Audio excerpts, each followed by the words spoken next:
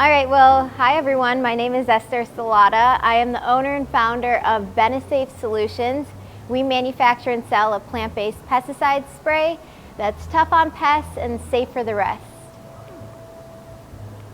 So what do we do? Our business, our product, we keep mosquitoes, fleas, and ticks away.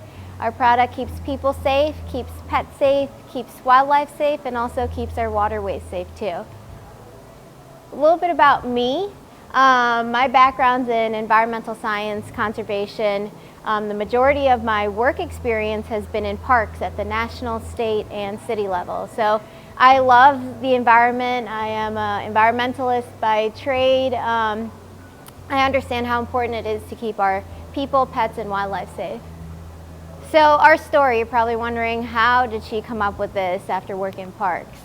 So this is our backyard, and we were spending a lot of time outside in the evenings with our friends. Actually, this was the height of COVID, and we were getting bit by mosquitoes. So we were really frustrated with the problem. We were using different devices to keep the mosquitoes away, but nothing really seemed to solve the whole problem in our property.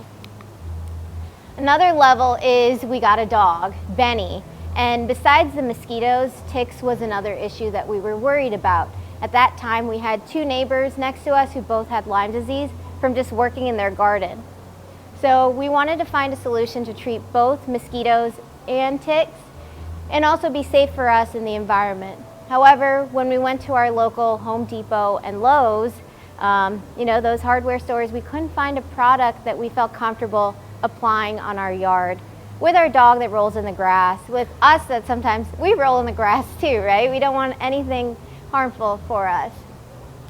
So the problem that we were solving was that mosquitoes and ticks exist in our outdoor environment. They pose health risks to people, limit our ability to spend time outside, and overall they just create an uncomfortable environment for us.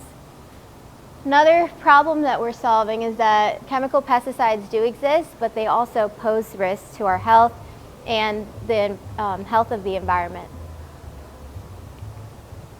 So our solution is our product, Benesafe Solutions.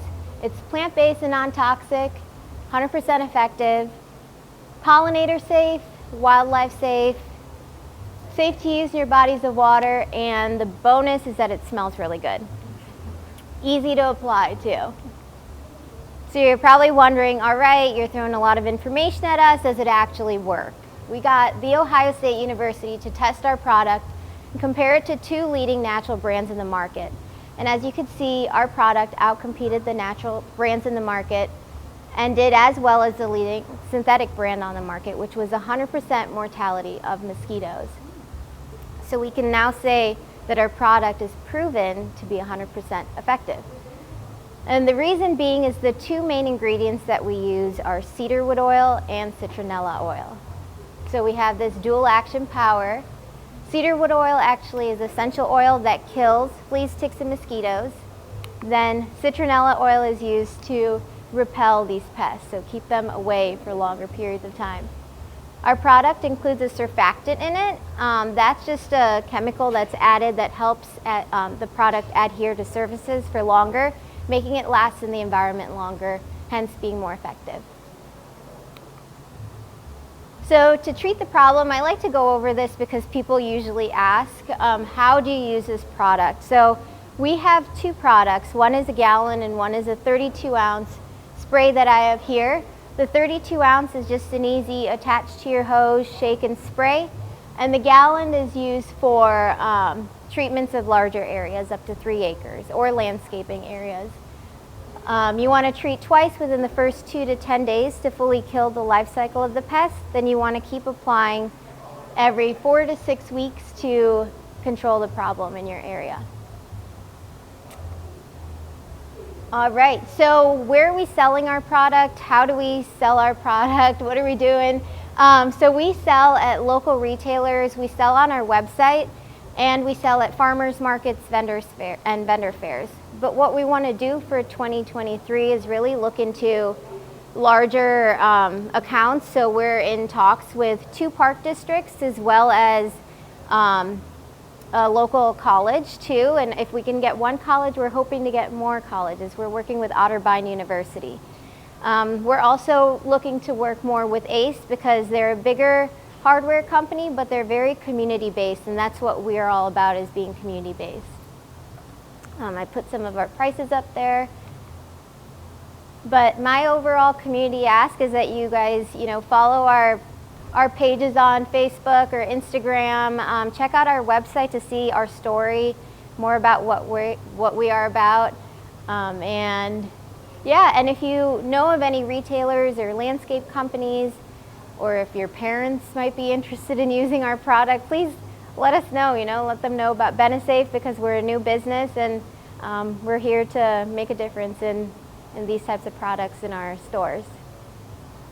Thank you for having me. Thank you.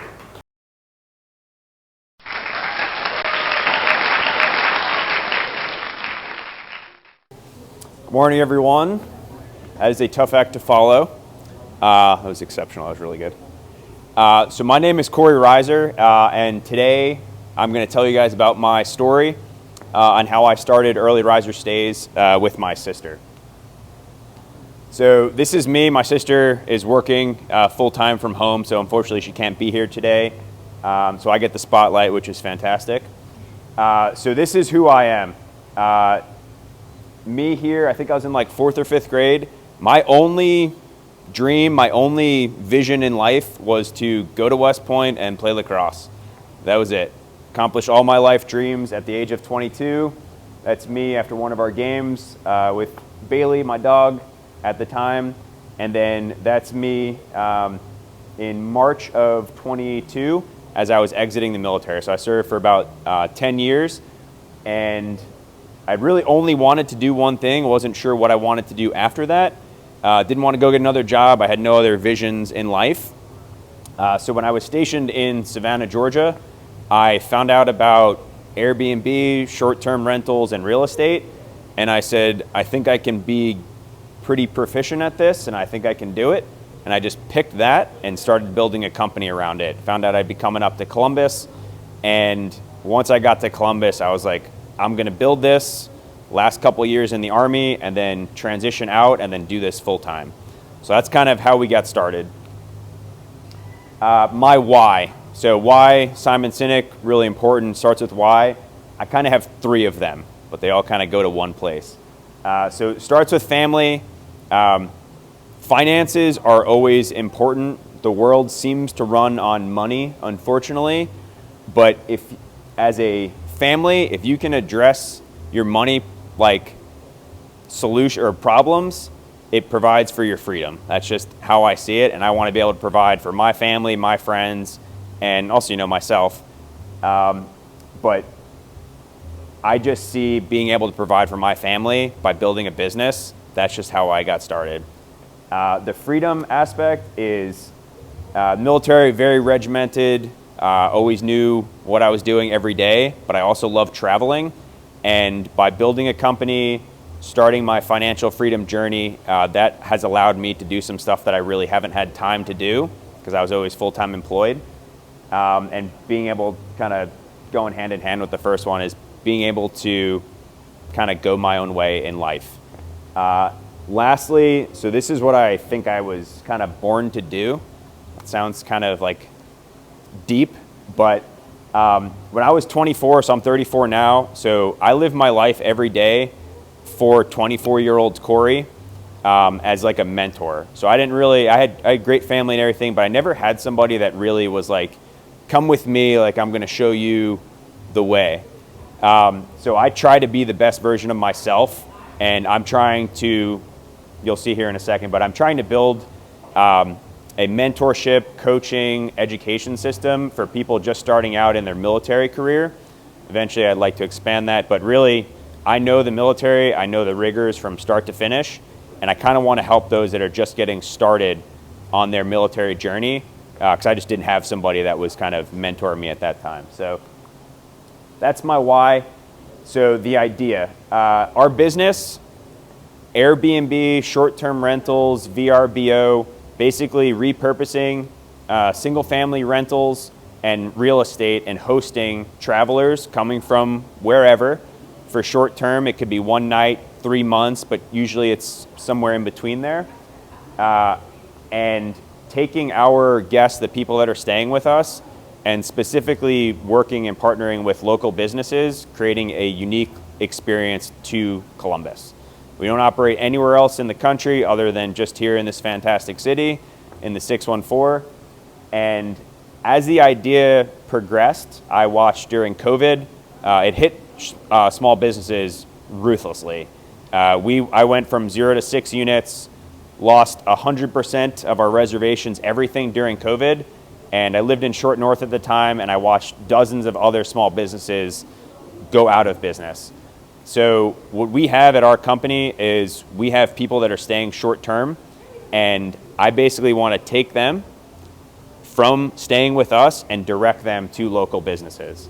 So people come, they've got to eat, they've got to shop, they've got to do stuff, and I can connect with people not in competition specifically with hotel industry, but on a more personal basis. So if I say, hey, this is where I go to get coffee at Winston's, there's a high probability that those people will go there and then give Winston's business and kind of do that on a local scale. So the social impact, which I kind of talked a little bit, this is my real passion, is teaching active duty veterans financial education through on-the-job training. So I read a book that changed my life probably 3 or 4 years ago called Rich Dad Poor Dad. I'm sure if you're in the entrepreneurial space, you've probably heard of it. So Robert Kiyosaki was actually a veteran, and I kind of emulate his life story. We kind of did a lot of the same things, and I kind of came to the point that he left the military, and I'm kind of at that point now. He started the Rich Dad company and teaches financial education to tons of people. The financial education in the military, from what I saw, it doesn't exist. They don't teach you about money. They don't teach you about real estate, providing for yourself. And I'd like to change that through using the benefits that veterans and active duty service members have. The best way that I have seen is through simulation. So in the Army, we use a lot of simulators. I started my company, obviously I explained kind of the why behind that, but being able to teach other people and veterans and active duty service members exactly how to do it through like education of like on the job, where it's like you can go to school, you can learn about it, but actually doing it and showing somebody that I went from being an officer with zero business, starting a short-term rental company in real estate, to figuring it out myself. I just want to give them that confidence and empower them to learn from me and then kick them out the door and send them on their own and go start their own thing. So that's kind of the whole life cycle of how I see my company working. It's we face customers and guests and the local economy, but then on the backside for me, taking that education and pushing it out to starting with veterans and active duty service members, and eventually I'd like to kind of expand it to really anybody who's interested. Where I'm at now, so we've done several hundred stays. We're 5-star rated Superhost here in Ohio, in Columbus. These are just a picture of some of our units. This year we went from 0 at the start. Now we have 18 doors. This year we're looking to do, thank you, that's hard work. And this year we're basically just looking to do that again. We're trying to get to 36 doors. I'm currently in school to get my real estate license, so we'll expand out from specifically doing short-term rentals to long-term rentals probably towards the end of this year. Here's what we're trying to get to. Truly unique local experience of Columbus for all guests that are visiting. 1.5 million generated for local businesses via early riser stays. So all that means is the people that come and stay with us, I would like to track and trace where they're spending their money at local businesses, and I really just want to generate $1.5 million for local businesses. There's no science behind that number. I was like, I just pick a big number and that's what I'd like to do. So, and then this last thing, so this is actually really cool. So I've lived in Nashville. I've lived all over the place through my military experience.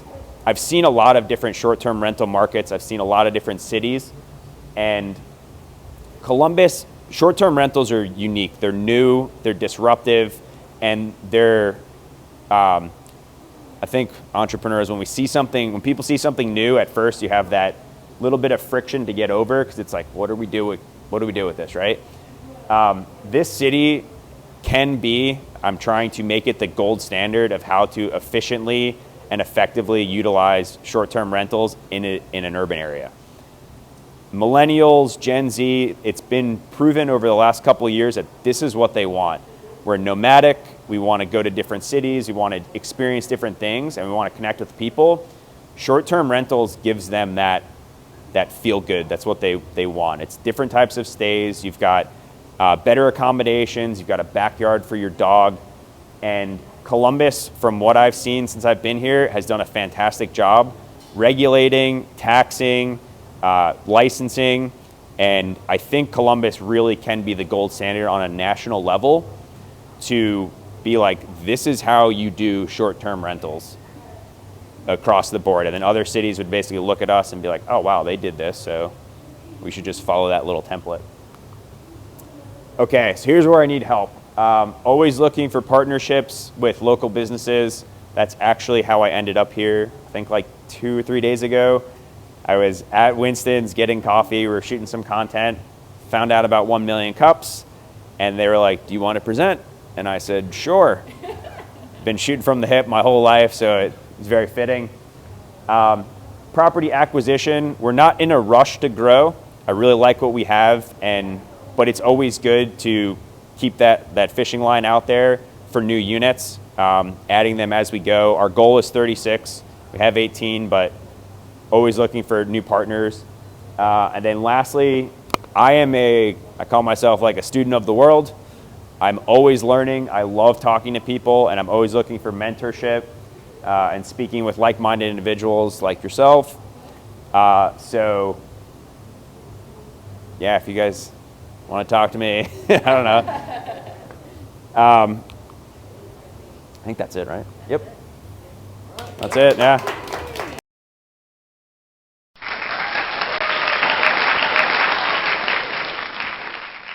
Question to both of them, or just? That was a question to Esther, but Oh. just open up, give somebody else an opportunity here. Steve, I know you got a question back there. Don't be shy. Oh, there's a question here. Here. Oh, Steve, go first. no, go ahead. Corey, are you specifically looking for, like, with your proposition of what you're interested in doing, are you looking for like a coupon book that sits in all of your rentals? Are you looking for like QR codes to order? Yeah, so I would say like all of the above. The thing that I had in my brain is I heard this statement a while ago, and I've told Katie this. I tell everybody that I look to work with. So small businesses are exceptionally hard to get off the ground and start running.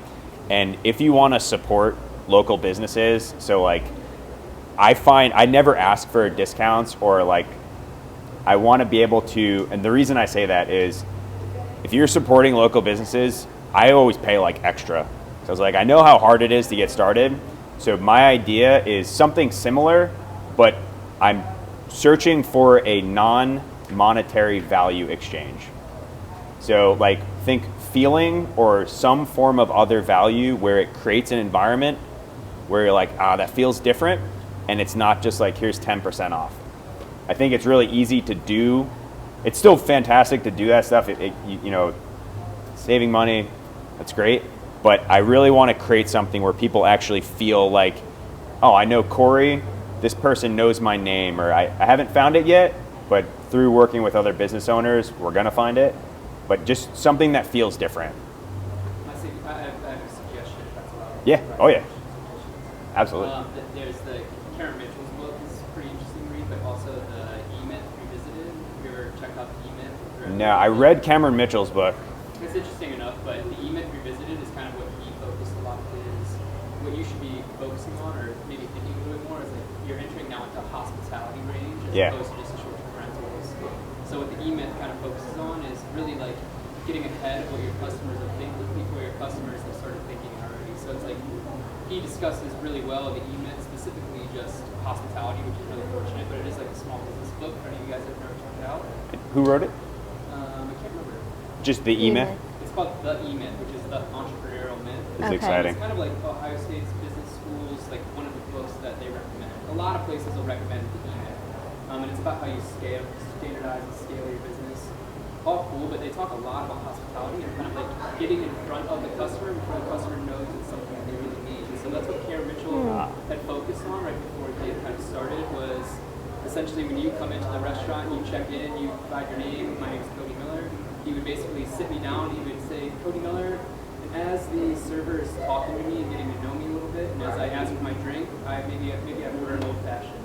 By the time I go back to my hotel, Karen Mitchell has taken that information that I like old fashioned and give me a gift card for an old fashioned fall or something like that. And so it's a way to like you suggesting that you put yourself really in your customer's shoes, that when you come to Columbus or like when you go to Nashville or Savannah, that you really get ahead of like what do you need to see that when you're here, and how do I make sure you see it? And so it doesn't necessarily need to be like you come into my company and taking a discount from me. It really specifically says like what's the best way for you to order popsicles for me to make sure that they're at the customer's house. Yeah. And what information do you need to collect when your customer signs on to go into your short-term rental? What information can you collect that you can then make a judgment assessment that says, well, Cody really likes ice cream, so let's make sure there's a pint of Jenny's in the freezer. And that ultimately makes their experience a lot better. And then you've been the person that's been buying the product and generating small business. So this is Dak Pruitt. I call him Patient Zero. And we were just, like, he's like our first person that, when you start out, having to do everything by yourself is always taxing. And that first person that comes in is like, ooh, like my backpack just got a little bit lighter. Like somebody else is helping. We had just talked about this.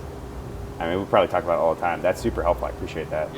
Because we are always trying to think of like, how can we understand travelers better and what do they like really want? And then creating that like personalized touch through like either a welcome gift or something. Because it sounds like you're more interested in becoming a hospitality company as opposed to a short-term rental company. Yes. Then you really need to reframe how you're thinking about growing your business if you're a hospitality industry. Yeah. And it's a much different challenge now as a hospitality industry as opposed to like a rental and equities. Yeah. No, that's super helpful. Thank you. That's good stuff. Yeah? I have a question for Esther. So I really resonated with your coming from the national parks and being like a big like camping, nature head, super cool, and I love that you translated that like into a product. I heard that you were really focused on like growing in retail spaces. I was just curious about like, are you serving like a consumer market? And if so, like who's your target demo? So we are focusing this year on, instead of, the retail space is one part of it, but we want to really serve the larger scale landscapes, like college campuses or parks.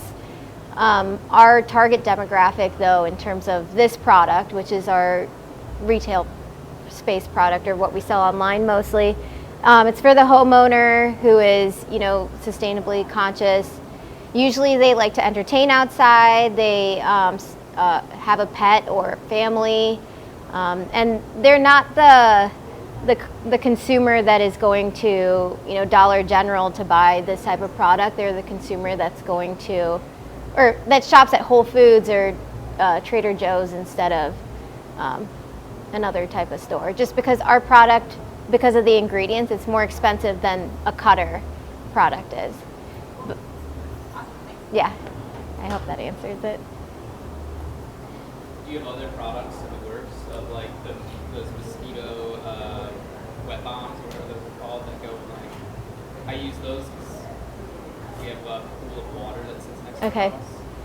Oh, like the little packets you're talking about? They're called mosquito. They're like little donuts that you throw in red mosquito larvae. Do you have like stuff? I actually buy a product that's very similar to that for my house. What is it called? It's an engraved bottle. And I don't totally remember it. It's the only one that I found that was like kind of pet safe. Okay. Or to my knowledge, pet safe and research, and it was at a price point that kind of fit for me what I was looking for. I had like some hesitancies on the efficacy of actually like, will this get rid of mosquitoes?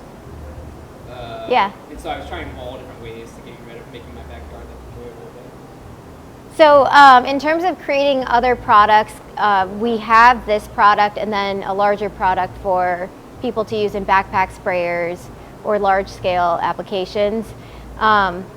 a personal spray is something we would be interested in getting a product that's created that's in line with what we stand for and putting our label on that product. But we manufacture currently in our basement. It's just a 2-person operation, my husband and I, so we're limited to the different products we can manufacture at this time. But yeah, hopefully a personal spray and go into that kind of product in the future. But this does kill that mosquito larvae. What's the measurement that's used to test efficacy for sprays? Like how long are mosquitoes dead for? How long? What's the data? Yeah, so they do it in terms of like dilution. So they had diluted the spray and then the 3 other sprays 1,000 times to see if they still killed the mosquito larvae, and that was over a 24-hour period. So once they're, yeah. 24 hours, the mosquitoes. Yeah, it should be pretty quick, the killing aspect of. So none of this comes free. What's the financing look like? Did you guys bootstrap? Do you have to get loans? This is for both of you. Like, how do you get the money to do something like that? Yeah, we're currently 100% fully funded, and we want to stay that way for as long as we can until we need to scale up. Yeah. Yeah, we did everything myself. My sister and I dumped my entire savings at the time. She basically did the same thing, got started, basically lost all that the way we were originally structured through COVID. And then on the backside of COVID, we redid our contracts and redid the financial structure of how we actually partner with people. And then it was more of a lighter model for us, but not funded. I do everything myself. And I think of it as like more of like a commission base, like you keep what you earn and you just take a percentage off of that. It's light for us, and then we are doing, I'd say, fairly well for our stuff, but at some point maybe we go seek outside funding and maybe grow it, but right now I really like being able to churn it from the inside. Yeah, started with just our stuff. Yeah. How do you go about marketing and spreading the word? And then I guess on top of that, what were barriers to getting the stores and what do So the first question about marketing, it's just without being a marketing person, like I came from a very different background, it's just been me going out there, meeting people, networking, and then people saying, hey, you should go on our podcast, or we'd like to publish an article about you. I just got 2 interns through Otterbein that are going to be marketing interns, and they're going to focus on our marketing effort, which is great. And I also have 2 mentors that are marketing professionals that are helping me. And your other question was? Getting into retailers. So the retailers that we targeted or are still targeting are like the small mom and pop shops that I could just walk in, tell them about my product with a wholesale sheet, and they usually say, okay, we'll go for it, or no, we're not interested. And we've been pretty successful with, hey, this is a product that works. I live 5 minutes away from here, pet safe, people safe, and it's at a price that is a little lower than the most competitive product that's out there, and now we can say we're more effective than the more expensive product too. So that's kind of what we're using.